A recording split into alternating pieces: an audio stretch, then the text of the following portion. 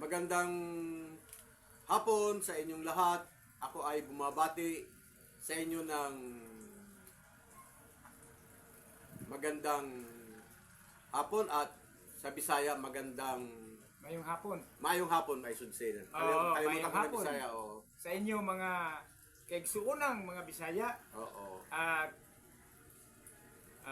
good afternoon sa lahat ng mga English At people. sa Muslim ay Assalamualaikum. At sa mga Hapon naman ay arigato. At sa mga Hebrew people ay Erev Tov. Magandang hapon. Oo. At sa Bicol, Sa Bicol ay marahay hapon inyo tigabus. Yan. ngayon nandito na naman po kami gumagawa Opo. ng content. At sana po magustuhan po ninyo. Nawa. At siyempre, huwag niyong kalimutan mag-subscribe dahil dyan po kami pwedeng kumita. Sigurado po sila mag-subscribe, kaibigan. Amen. Kasi nakita nila ang galing ng mga paliwanag natin. Kumpleto po. Oo, dahil may combination of Bible sense Yes! and salita ng makamundo. Oh, kumpleto yan kasi kailangan din ng tao secular. Dapat. Oh, kung ang Bible kasi ganito, kung sa akala nyo, ilagay ko pa lahat, isulat ko ang lahat ay hindi magkasya kahit buong mundo. Ang Bible kasi, ang original niyan, 77 books sa Israel. Okay. Noong sa panahon ni General Constantine, na-capsulize po yun na chap-chap. Kaya pagdating sa Katoliko, may dagdag bawas, naging 72 books. Sa mga born again Christian, Baptist, Seventh-day Adventist, Iglesia ni Cristo, 66 books na lang. Sa mga Mormons, mayroon din silang ibang propeta, pero mga kaibigan natin sila. Amen po. Ayan po, no? So, ngayon ipagpatuloy natin ang ating talakayan, ang ating content sa pamagitan ng topic natin. Ang topic ko kahapon, beloved brother Antonio Lagorin, ay yung pangdudusta. Pangdudusta. Pangdudusta, pang-aapi. Oo, di ba? Yun po ang aking topic kahapon na dapat mamaya i-upload na po yun. Mangyari, kung bakit nasabi ko yun, dahil sa naranasan ko na ako ay inapi at sa pangyayari na noong year 2008 na dinuro yung anak ko noong siya'y maliit pa, na hindi dapat sa katulad ng ikaw ay kaanib ng iglesia, hindi ka na dapat gumawa ng mga ganong salita at ang kausap mo pa ay bata. Yun. Kaya ka naakusahan ng child abuse. Yun. Meron lang akong ipaliwanag tungkol doon. Okay? Mga kaibigan, pag wala sa values ang pananalita, labag talaga sa salita ng Diyos, yung mga, may Republic Act yan, 2016 yata yun, kung di ako nagkamali. Opo. At saka sa values naman, mababasa natin yung mga sinasabi at paliwanag ng Panginoong Jesucristo, mapalad ang mga mapagpakumbaba, Mateo Kapitulo 5, sila po ay tataas sa takdang panahon. Wala pong sinasabi doon, mapalad ang mga nandudusta. Di ba brother? At ganun ba? mapalad yung mga nagmimiting makatupad sa kalooban ng Diyos, matutupad ang kanyang mga minimiti. Okay. Mapalad ang mga taong Nagpakumbaba. daan ng pagkakasundo, sila ay tatawaging mga anak ng Diyos. Ganun ba? Oh, Salamat sa iyong nalalaman sa iyong pag-aaral ng theology. salamat din brother sa kalwatian ng Diyos yun. Amen. Oo. Ngayon, dahil sa hindi ko naman na-witness yung pangyayari at naikwento, hindi nagsumbong yung anak ko sa akin. Ang nagsumbong sa akin, yung kalaro na dinuro-duro. Dinuro. At during that time, 6 years old yung anak ko. Dinuro-duro at sinabihan, anak ka ng tipaklong. Ba? Which is Mali yun, mali. mali, pero Minamaliit. minamaliit mo ako dahil sa ako'y nakitira sa iyo. Hindi dapat ganoon na you are going to invite me to stay at your home. Then suddenly, you will humiliated me and my children. That is wrong. Tama. Hindi maganda, kaya nag-decide po ako na mag-file ng complaint against sa barangay. Tama po, kasi ang tao, walang anak ng tipaklong na tao. Anak ng Diyos yan dapat. Dapat, ganun. At yung hindi nakakilala sa Panginoon, yung mga salitang hindi magandang lumalabas sa bibig, ayun, pwedeng masasabi natin na hindi tao nagsasalita. Naalala ba ninyo yung kasabihan na bahay mo man ay bato, kung nakatiray kwago, mabuti pang isang kubo kung nakatiray tao. Amen. So, ganun po ang nangyari. That was year of 2008. Dahil dumating ako dito, 2007 of December.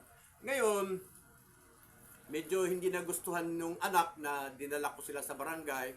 At dahil sa porsigido ako to file a complaint against her for a child abuse. So para to make me ace, yung mapanatag ang kalooban, Opo. yung isang lote na nagsukat siya ng mga around 50 or 60 square meter para lang titigil ako, ay ibinigay niya yon sa akin. Oh, very good. Leverage yun, parang kapalit doon sa ginawa niyang kamalian. At mabuti naman, dahil sa meron siyang pang leverage, may Okay. pangpalit, no? Yun po ang aming naranasan. So, balik uli kami kasi nga ako ay malawak ang unawa. I consider myself as a professional. Tuloy yung aming pagkakaibigan. Wow, very Hindi, good. hindi. Pagkatapos na kami, Hallelujah. hallelujah. Pagkatapos namin pero ang hindi ko lang magustuhan na tapos na, nagbigay na siya ng leverage na ibigay yung lupa sa bandang likuran ng bahay niya. Ay every now and then, pag dumarating siya from Mandaluyong coming over here in Antipolo, ay talagang lagi niyang binabanggit. Ang hindi ko hindi ko maintindihan bakit mo ako dinimanda. Yun ang sinasabi niya sa akin. So, hindi na I did not bother of any additional word. Hindi na ako nagdagdag kasi kapag nagdagdag, baka magkaroon ng commotion.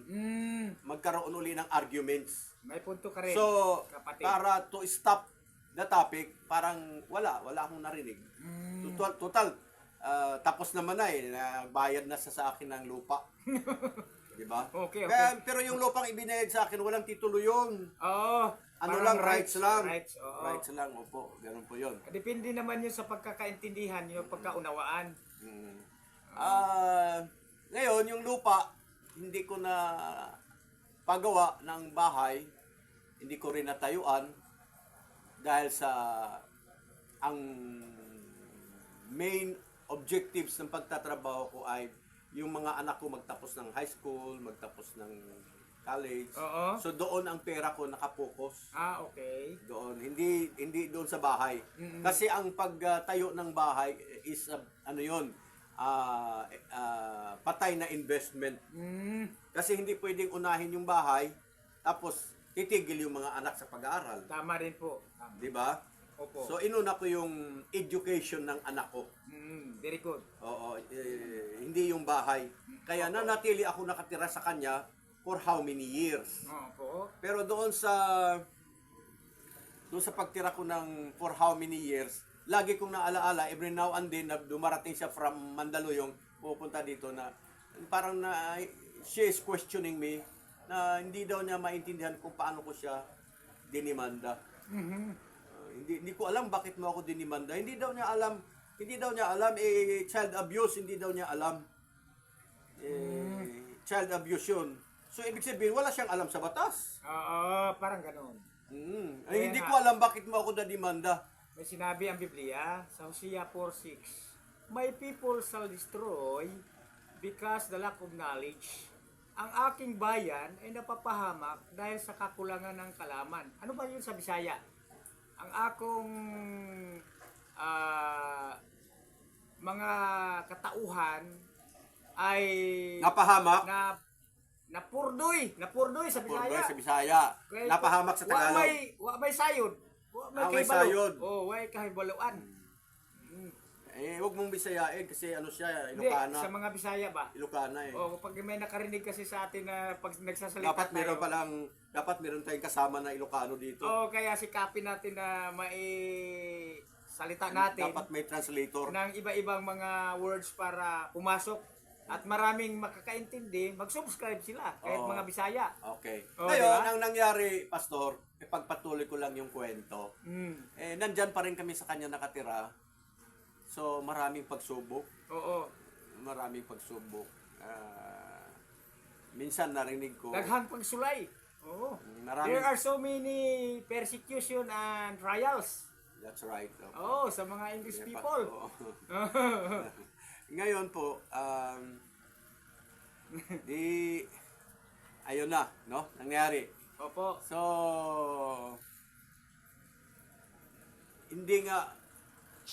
hindi kasi kami nagkagalit bagamat may nangyari sa aming hindi pagkaunawaan Oh, very good. sa barangay. Mm. Pero, meron kasing kasabihan sa English, let the gun by gun. Okay ah. Di ba? Gun by gun. Oo. Oh, tama 'yon kasi matalinong tao ang aking katabi ngayon na si Edgardo Elgasis. Kaya walang gaanong sasabihin ang matalinong tao lalo na kung ito'y nakapag-aksaya lamang ng panahon. Sayang ang laway. Okay. Oh. Very much appreciated, Pastor. Anyway, ngayon, maraming ganong mga pangyayari for how many years na nakatira po ako. Nasubukan ko na merong mga salita na hindi ko na masyadong pinapansin dahil sa, alam mo, nakitira po ako eh. Hindi naman, hindi, natural, nakitira ka dyan, eh di siyempre magtiis ka. Di ba? Magtiis ka dahil nakitira ka eh, no? Oo. Hanggang sa dumating sa punto na yung anak kong si Nino ay nakabili sa likod niya na halagang 50,000 na kung saan ay walang bubong, ano lang, pader lang. At ang nagbayad si Nino kasi he went to Saudi Arabia. Ayun ba yung pinanalangin natin kapatid na wala pang bubong noon, pader lang na nagkakaroon din ng answer prayer? Na Opo, nagkaroon may ng ginagamit na prayer. tao? May ginamit si Kuya Daniel ng dating daan. Maraming Salamat, Maraming Kuya salamat Daniel. Kuya Daniel sa iyo. Pagpalain ka lalo ng At, Panginoon. Opo, yun na lang pwede kong masabi. Kung bibigyan ako ng biyaya ng mahal na Panginoon Diyos, siyempre hindi ko din makakalimutan. At doon sa mga gamot na anti-epileptic at yung mga binigay mong mga isang galon na alcohol Wow. at diapers, no? Marami pong salamat Kuya Daniel. At alam mo ba, noon hindi pa ako kaanib ng dating daan. Okay. Tagapakinig lang ako sa television. Ngayon, noong dinimanda ko si Mrs. Brigida Laya, na pag-usapan yun, Talaga? isinumbat sa akin yun. Pero sinabi sa Biblia, ay sinabi sa programa ni Kuya Daniel na tumutulong sila regardless of anumang religion. Excuse me. Merong sinasabi ang Bible, kung nagbibigay ang kanan, huwag mo na ipaalam sa kaliwa. Supposedly, ganon, di ba? Oo, di ba? Ganon dapat. Alam mo, malawak ang pagkaintindi, pag-unawa ko sa Biblia. Kaya anuman ang sasabihin mo sa akin, Brother Antonio Lagoren, nakaka-relate po ako. Very good. Supposedly nga ganon. Biro mo, noong napag-usapan namin sa barangay, isinumbat sa akin na nilagyan daw ako ng bahay at bubong ni Kuya Daniel. Hindi na lang ako kumibo. Kasi, Tama rin yun. bakit ako kikibo? Bawal sa amin yung magre-reproach. Once na magsalita siya, hindi ako pwedeng sasabay ng salita. Tama. Kailangan, pag siya ang magsalita, ako hindi rin magsasalita. Kaya, Oo. hindi na ako, inayaan ko na lang. Kasi, Ipinasa Diyos ko na yun. Tama. Kasi meron siya kasabihan na sila po ang nangasiwa sa peace in order. Kaya nga, ang ibig sabihin ng order, para hindi magkahiwalay yung kapayapaan at saka yung kaayusan, pag may nagsalita, pag nagsalita ang nanay at nagsalita naman yung tatay, sabi ng Bible, sinong makikinig? Di, anak. Paano kung nagsabay-sabay magsalita ang tatay at nanay at anak? Mga kapitbahay ang makikinig. Wala na makikinig doon. Wala na, O, di ba? Ngayon, during that time na nagkaroon kami ng hearing sa barangay, may plano naman ako na patatawarin. Opo. Pero kailangan talaga na may mamagitan. Opo. Kasi ang personalidad ni Mrs. Laya ay siya yung laging right. Kailangan talaga there is a mediator. Alam mo yun? Ano Tama. yung sabihin? Pamamagitan. Oo, pamamagitan. So barangay. Oo, Dahil barangay. kapag ang kapitbahay ko lang ang mamabagitan, parang ma-overpower niya. Kasi siya yung boss. Kaya Tama. ginamit ko yung barangay para tama. may mamagitan. Tama rin po yun. Tama. Pero hanggang doon lang sana ang bala ko. Pero lumaki ang problema. Pinalaki nila. Pinalaki nila. Dahil sa hindi pagkaunawa. Hindi Tama kami ba? Oo, hindi kami. Pero alam mo ba ang nangyari?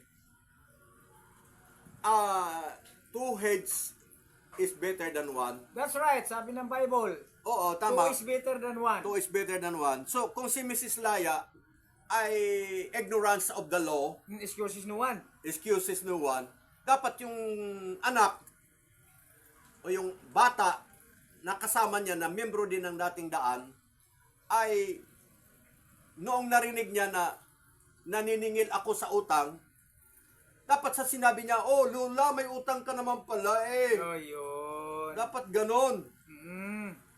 Uy Lola, may utang ka pala, dapat mong babayaran kasi yan ang doktrina na natanggap natin kay Brother Eli na magbayad ng utang. Oo nga naman. Dapat ganon, di ba? O kaso hindi sila rooted and grounded. Kaya It's not rooted and grounded, by these the word people. of God. By the word of Oo. God. So nakaka-relate nga ako sa iyo, Pastor. Tama. So, yun. Salamat. Ngayon, noong tapos na ng hearing,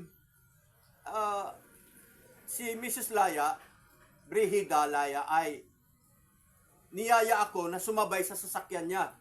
Sabi ko, hindi na po. Mauna na lang po kayo. Excuse me, brother. Yung Laya, ang ganda na lapilido ba yun? Laya? Sa husband niya yun. Sasban. Sa husband niya. Ay, sa pagkadalaga, anong apelido? Viado. Viado. Viado. Viado. Maganda pa rin. Kaya puro naman Walang maganda. masama, walang mabuti. Lahat maganda. Mas lalong maganda Alang-alang sa kung Panginoon. Ang pagkatao nila ay sumang-ayon doon sa kanilang pangalan at apelido, no? Ano, nagre-reflect, Maganda. supposedly, nagre-reflect. Oo, dapat ganun. Dapat gano'n, no? Ngayon, sabi mo maganda ang apelyidong Laya. Okay, ngayon, kasi ang Laya para bang dahon na bumagsak na mula Hindi. sa puno. Sa Bisaya yun, pero psychologically, Laya kasi sa English pa yun, free. Di ba? Free. Freedom. Oo, ang salita ng Diyos ay nagpapalaya kahit nito may sakit. Yung apelido pa lang niya, laya na eh. Dapat Nag-reflect. dapat nag-refleksyon. Hindi naman siya Laya, marunong biyado siya eh. magpapalaya. Biyado siya eh. Biyado siya. Kahit biyado, ang ibig sabihin ng B kasi, Bob, victorious. Yung do kasi gumagawa ng pagtatagumpay para sa kanyang sarili.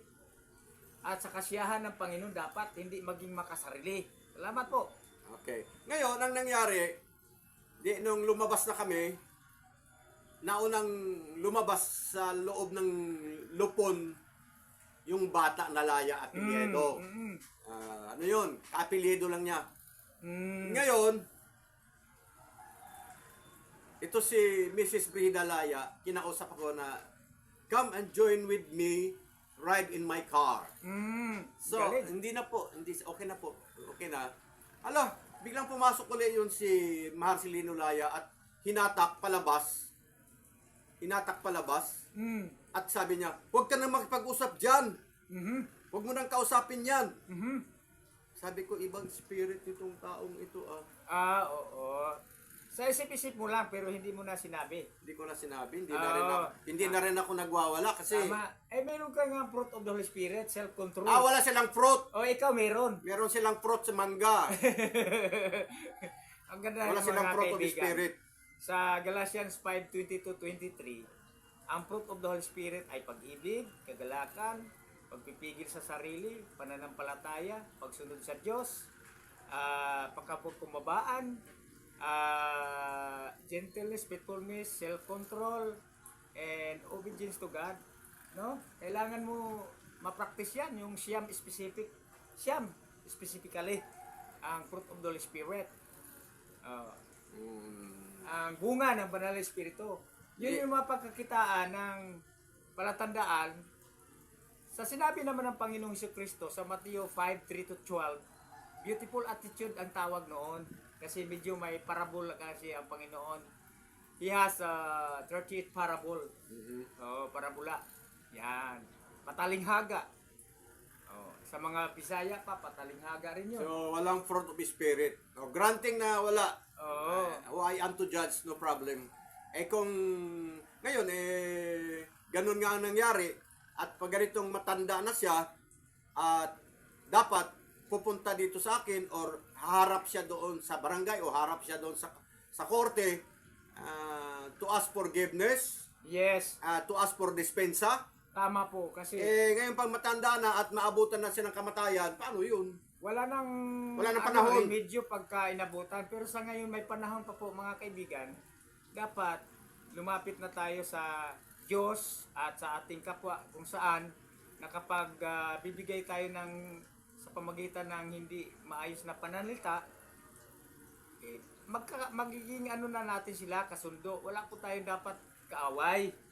Wala dapat Dahil kaaway. sinabi nga po rin ng Kawikaan, Kapitulo 18, Pitsa 18 ngayon, na ang karunungan ng Diyos na bigay sa atin ay dapat may pangunawa na kalakip. Kaya nga si Haring Solomon, ang daming kaibigan buong bansa, walang kaguluhan noon, dahil may wisdom, knowledge, understanding, meron siya. Meron pa siyang miracles, healing, faith, meron pa siya, languages, si Dr. Jose Rizal, napakaraming lengguaheng alam din. 150 language, ngayon po ay nasa 339 isyu na, ilan bang lengguahe. Lalo nang aralin natin mga kaibigan, yung original language na makita at mabasa natin sa Genesis chapter 11, there is only one language, there is only one mode of expression, and that is called Hebrew language. For example, yung salitang shalom. Dito sa atin, sanay tayo sa salitang God bless o pagpalain kayo ng Panginoon. Pero doon, mas specific ang shalom dahil 5 pakahulugan na importanteng malaman ng bawat tao. Ang kapayapaan, kayusan, kalusugan, kasaganaan at katagumpayan. Yan. Dapat. So, maganda yung sinasabi mo kasi you are talking about in the Bible sense. Ngayon, ako naman ang sinasabi ko sa'yo, chismis. Ano lang po yon, hindi naman siguro pwedeng chismis. Or grievance. Nagsasalita ka lang ng totoo upang maibsan ang mga nakatagong hindi nararapat mananatili sa puso ng tao. Dahil, ano din yan, parang basura. Yung mga basura. salitang hindi maganda, wag na nating tagkilikin. Kaya, di ba may nakikinto ka noon na may nana sa utak? Oo. Yun. Paliwanag mo yun. Ay, wala akong paliwanag. Doktor na nagsabi.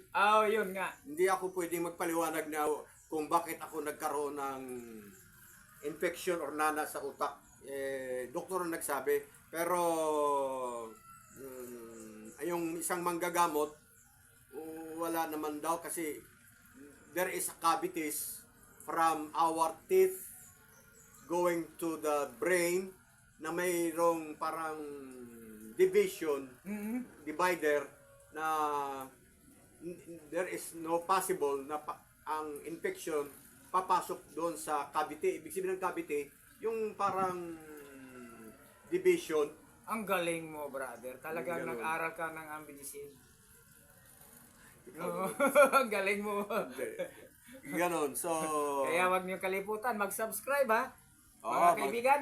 mag-subscribe po kayo. Mag-sponsor. Kasi nag-uusap po kami ni Antonio Laguren, Brother Antonio Laguren. Siya po ay nagtapos ng theology. Hindi ako kaanib sa anumang grupo niya dahil sa, ang alam ko, Baptist yata siya or I don't know kung anong kinaaniban niya. Bali, teamwork lang kami dahil sa tinutulungan niya ako. Mabuti ka pa nga, tinutulungan mo ako eh. Kasi lahat Pero ng may mga- tumutulong din sa akin na membro ng dating daan. Lahat Natutuwa ng naman mga- ako. Hello, mga kapatid. Maraming salamat po. Hindi ko kayo makalimutan. Inuutos kasi ng Biblia, mahalin mo ang Diyos ng buong puso, buong kaluluwa, buong pag-isip at ng buong lakas at mahalin mo ang iyong kapwa gaya ng iyong sarili. Kaya pag nakita natin ang isang tao na may sakit, ipag-pray natin sa Panginoon na mabigyan siya ng solusyon ng kanyang mga problema, kasama na yung sakit sa bulsa, kahit sakit sa bulsa.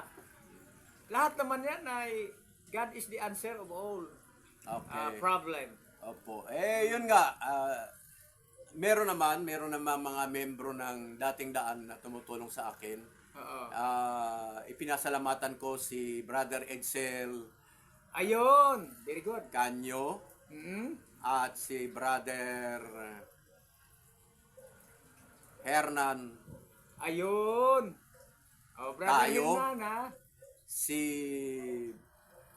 Clinton Katobig. Marami. Oo, At higit sa marami. lahat, Oo. ang talagang personalized na tumulong sa akin, si Brother Juan Bonapos, Ayun. si Very good, Brother Rick Gibara. O, lalo kang pagpalain. Magkakaiba po sila ng lugar. Si Brother Rexy Mm. Liano. Marami pa po akong na tumutulong sa akin na taga dating daan. Yung nga lamang, siyempre, kung sabi sa akin, kung ano man daw pagkukulang, pagpasensyahan na lang. Mayroong dagdag kasi ang Diyos magpupuno. Tama. Ang Diyos na lang, kung halimbawa, sabi ng isang kapatiran namin na babae, si Ellen Abinal, hindi ka man lang dyan nadalaw, ay Opo. sabi ko, okay lang, ang Diyos naman ang dumalaw sa akin. Yes, God. Oo. Forgive Hindi us. ko na kailangan pang... Tama na po yung natulungan ako ni Brother Daniel, Our needs. si Pastor Kuya Daniel. Tama na po yun, gamot at bubong. Apo. That is more than enough already. Yes. Na I should not demand so much. Opo. Oo, hindi na kailangan. Kung sakali man yung mga kalokal ko ay bagamat tumulong at tumigil, okay lang po yun. Hindi na ano. Ang hinahanapan ko yung nasa paligid ko na membro ng dating daan. Mm. Ito sila, nandito sa paligid ko, mga membro ng dating daan. O kasi may kasabihan din, maigi pa ang isang kapitbahay kaysa isang malayong kapatid. Nandyan sa kawikaan po yan. Ibig sabihin, talagang tama yung iniisip. brother. Kapatid nga sila sa panampalataya, hindi nga kalaban ko nga Baka hindi pa lang nila nakuha yung mga dapat na Hindi nila nakuha yung turo ni Brother ugaliin. Eli, ganon. Oo. Baka baguhan lang sila. Hindi, 13 years na, 14 years na nga sa gawain. Wala. Baka Simbawi lang sila. Zimbabwe. Simbawi. Walang application. Ay, Kailangan kasi may possible, application. may possible na gano'n. Kasi mga kapatid, naalala ba ninyo yung ang Panginoong Hesukristo nakakita sa igos, walang bunga? Natutuwa ba ang Panginoong Hesukristo? Hindi. Sinumpa niya, namatay yung igos. So dapat isumpa pala, gano'n. Hindi tayo magsumpa, ang Diyos. O ang Diyos nga magsumpa. Tama. Sinabi niya yun na isumpa. Oo. Hintayin mo pa bang isumpa ka ng mahal na Panginoon? Ay wag dapat. Hindi na dapat. Kaya nga nag-aral tayo ngayon upang marinig din nila ang tamang remedyo habang may pag-asa, may panahon pa, may pag-asa. At habang may panahon, o habang may pag-asa, may panahon. Tama po ba? Pwede ba natin balikan?